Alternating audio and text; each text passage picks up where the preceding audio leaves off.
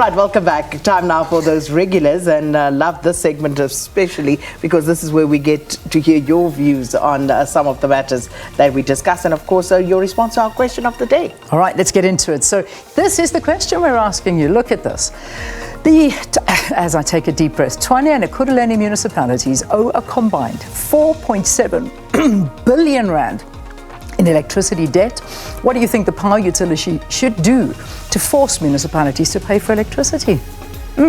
Yeah, at Morning Live SABC, and you can of course send us a voice note. We love receiving those. 078-459-1897. Please keep them short, sharp, and tell us your name, before you give us the message. Yeah. And it'd be lovely to know where you're sending us the message from as well.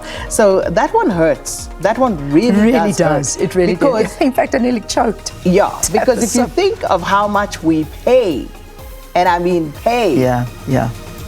But let us know your thoughts. Oh, awful. All right, so now we're going to get into trending topics. So let's see what everybody's speaking about right now.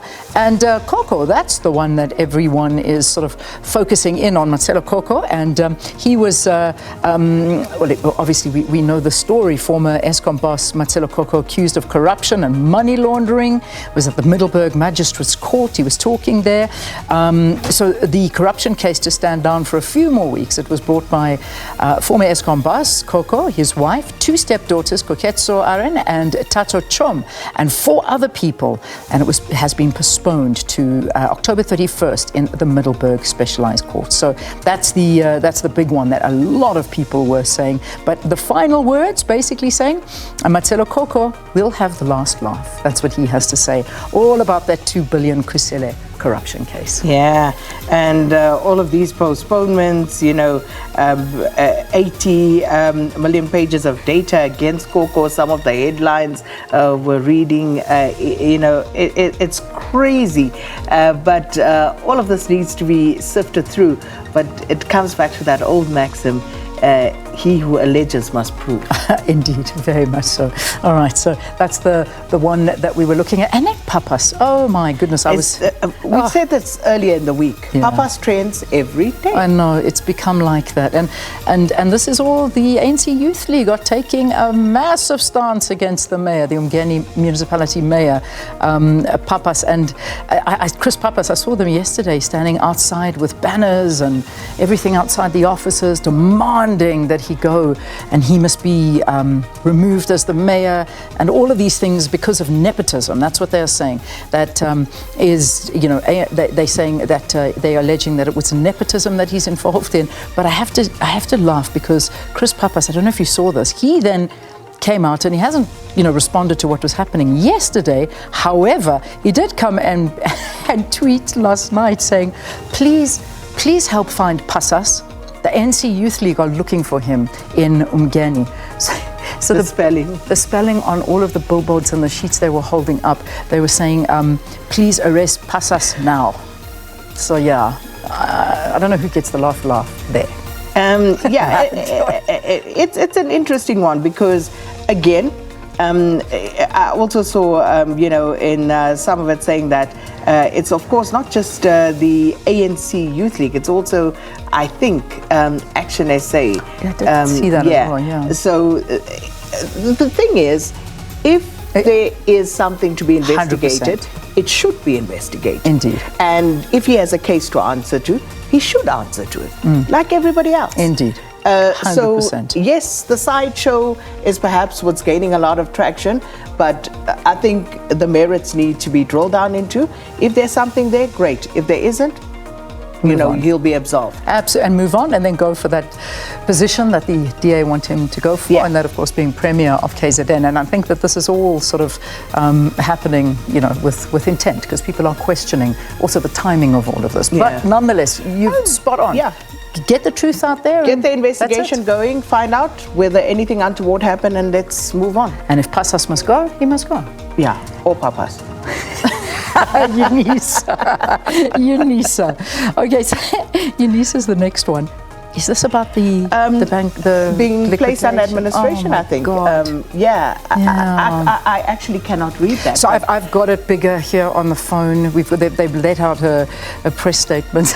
I've got our eyes, I've got our back here. So it's something saying, yeah, this was from yesterday. The minister serves Unisa with a notice to place Unisa under administration. Yeah, that's the story. So the Higher Education, Bladen Zimande, serving this notice. He'll announce his final decision today, 6th of October.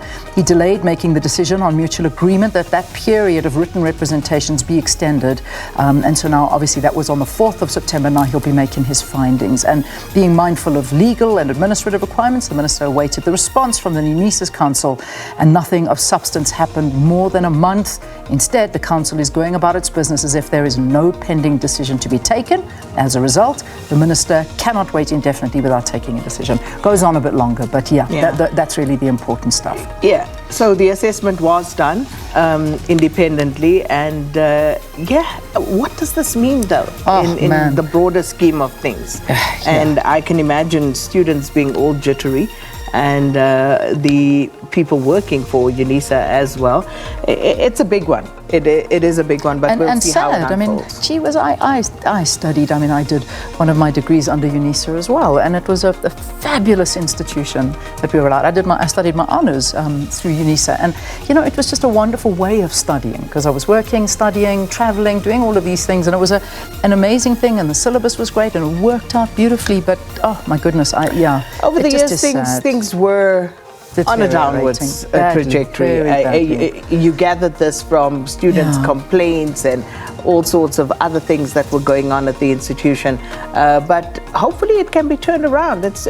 You just kind of feel as though we are sucked into some sort of vortex at the moment where everything seems to be spiraling out of control, but hopefully there will be Can you tell us about our next trend? Because that's also been a big talking point, and that's the Border Management Authority. Have you got hopes in it? I mean, genuinely, you were there? Yeah. Have you got some... Totally. Are you feeling a lot more optimistic? Listen, what they are doing makes sense. Because previously, when you would go, through a border post, you would have different departments dealing with different aspects of what takes place. So what they've now done is say, okay, do away with the silos, the different departments, and everybody now operates under what is called the Border Management Authority. Yeah. So instead of having a group of people who report to the Department of Home Affairs and a group of people who report to the Department of Agriculture, Land Reform, and so on, everybody now answers to one entity. Good. So they're bringing everything under one authority, and hopefully that will mean that even your line of command is more streamlined. So you're able to deal with things better. Good. But of course, the deployment of the guards to try and secure the border, but you heard yesterday, in the absence of that fence especially, and we don't know when that's going to be sorted. We can't pay for that fence again as taxpayers. The fence was paid for, several millions. They need to get the money back and then go and erect the fence. Get the money back from the bidders who won the tenders. Yeah, and they did that shoddy job. Okay. All right, we'll have to revisit that one. But that's where we leave our trending topics for now.